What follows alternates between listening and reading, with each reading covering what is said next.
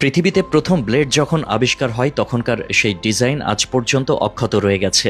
কিন্তু কখনো কি ভেবে দেখেছেন এত ধরনের কোম্পানির ব্লেড থাকা সত্ত্বেও কেন সব ব্লেডের ডিজাইন একদম একই রকম? এর পেছনের ইতিহাস আর বিজ্ঞান আপনাকে বরাবরই মুগ্ধ করবে। তাহলে চলুন চমৎকার এই কারণটি জেনে নেওয়া যাক। ব্লেডের ইতিহাসে প্রথম কলম ধরা হয়েছিল ১৯০১ সালে। এই সময়ে কিং ক্যাম্প জিলেট নামে এক উদ্ভাবক বাজারে আনলেন একটি নতুন ধরনের শেভিং ব্লেড। সেই সময় পুরনো ধাঁচের রেজার ছিল ঝামেলাপূর্ণ ও ঝুঁকিপূর্ণ।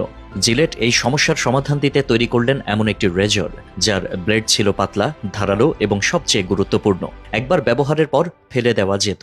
এটি ছিল শেভিং জগতের এক বিপ্লব। জিলেটের তৈরি এই ব্লেড দ্রুত জনপ্রিয় হয়ে ওঠে, তবে তার সঙ্গে আরেকটি বিষয় যুক্ত হয়েছিল, ব্লেডের নির্দিষ্ট আকার। তিনি ব্লেডের এক পাশকে দুইটি ছোট ফুটো এবং মাঝখানে একটি বড় ফুটো দিয়ে ডিজাইন করেন। এই বিশেষ আকারের কারণে ব্লেডটি রেজারের হ্যান্ডেলে শক্তভাবে বসে যেত।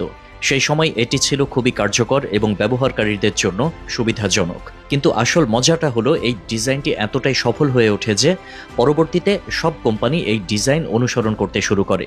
কারণ জিলেটের রেজারের সঙ্গে বাজারে আসা নতুন কোম্পানির ব্লেডও মানানসই হতে হতো। ফলে সব কোম্পানি একই আকারের ব্লেড বানাতে শুরু করে। ক্রেতারাও অভ্যস্ত হয়ে পড়ে এই একক ডিজাইনে। এই একই ডিজাইনের পেছনে রয়েছে আরেকটি মজার দিক।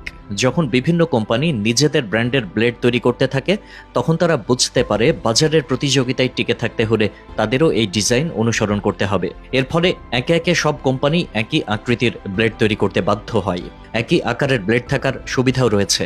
আপনি যে কোনো ব্র্যান্ডের রেজর ব্যবহার করলেও প্রায় সব ধরনের ব্লেড সেটির সঙ্গে মানিয়ে যায়। এটি ক্রেতাদের জন্য যেমন সুবিধাজনক, তেমনি উৎপাদকের জন্যও। কারণ একটি নির্দিষ্ট আকার বজায় রাখার ফলে উৎপাদনের খরচও কমে আসে। তবে এক্ষেত্রে কিছু অজানা তথ্যও রয়েছে। জিলেটের এই ব্লেড ডিজাইনকে বলা হয় ডাবল এজড ব্লেড। এটি এমনভাবে তৈরি করা হয়েছে যাতে এক ব্লেডের দুই দিকেই শেভ করা যায়।